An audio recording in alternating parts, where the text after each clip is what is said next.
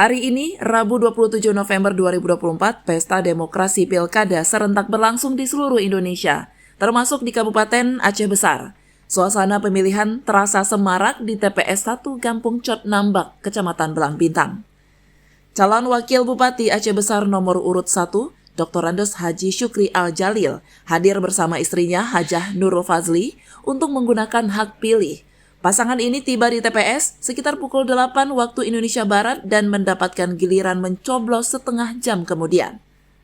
Dalam keterangannya kepada media, Syukri menyampaikan apresiasinya terhadap petugas pemilu yang menjalankan tugas secara profesional. Syukri juga mengungkapkan harapannya agar Pilkada Aceh Besar dapat berlangsung aman, damai, jujur, dan adil, sehingga menghasilkan pemimpin yang benar-benar menjadi pilihan rakyat. Calon Wakil Bupati ini juga mengingatkan tim pemenangan dan saksi-saksi untuk terus mengawal proses pemungutan suara demi menjaga integritas pilkada. Proses pencoblosan di TPS Kampung Cot Nambak masih berlangsung dengan lancar.